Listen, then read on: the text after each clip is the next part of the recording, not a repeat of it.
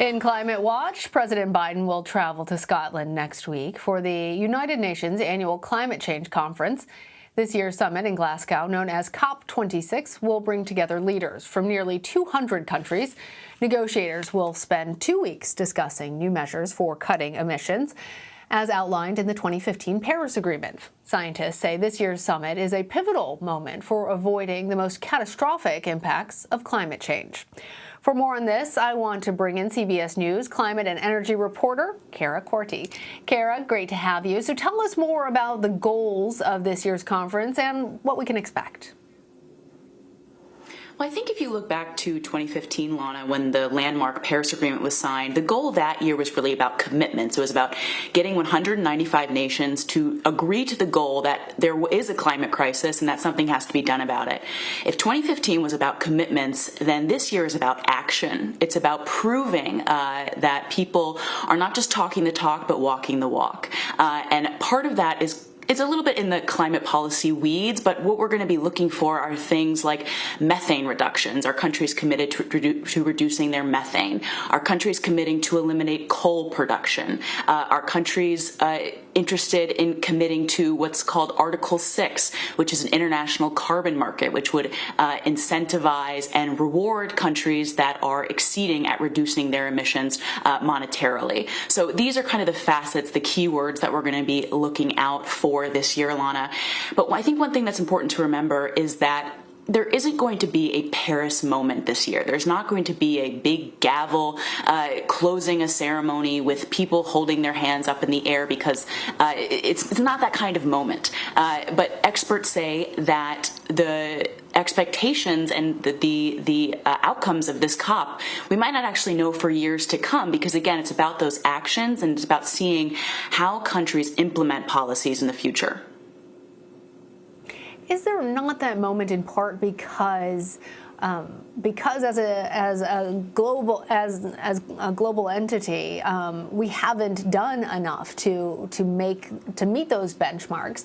You know, maybe it might be helpful, Cara, to remind all of us what are the main points of the Paris Agreement and why they matter so much. Yes, they do matter. And the reason why we're talking about them now and for this upcoming COP, Lana, is because there is a mechanism in the Paris Agreement that every 5 years, this is one of the pillars of the Paris Agreement, every 5 years, countries need to recommit to more ambitious emissions goals. This is what's known as a nationally determined contribution, or NDC. So that is one of the again, the pillars of the Paris Agreement. There are two others, and all three of them, what they have in common is kind of a sense of collaboration and working together. So those NDCs are vital.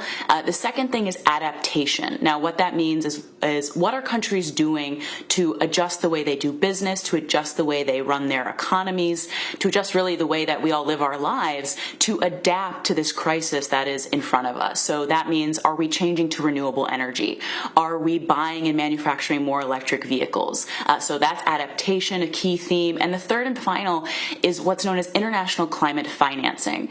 And that is a big part of this deal because the countries that are most responsible for the climate crisis, like the United States, like China, are the ones that are actually least affected by things like extreme weather, rising temperatures, rising sea levels.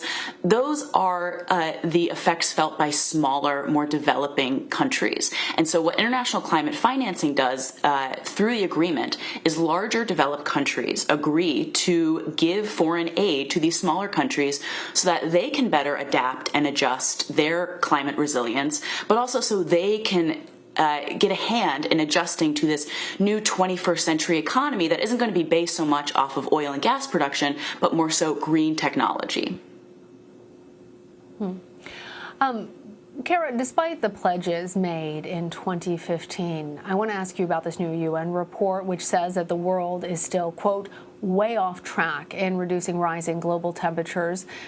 Where did the track of global warming stand prior to the accord in 2015? And what's really at stake if leaders don't, first of all, commit to bold new action to combat climate change, but then actually follow through on that? Yeah, we are off track. The entire world is off track, Lana. And to put it bluntly, lives are at stake. Billions of lives are at stake. Now, progress has been made.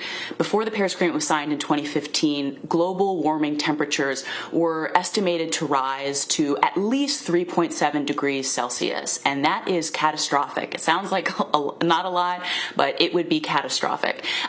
Since the Paris Agreement, the projections show that we're looking at around 2.9 degrees increase by the end of the century.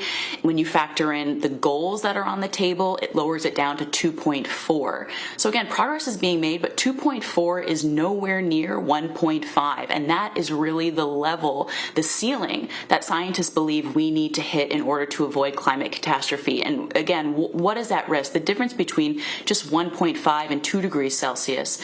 If global temperatures are kept to that 1.5 degree warming, that would still mean that 700 million people every year are at risk of severe heat, and heat is one of the leading killers in the world.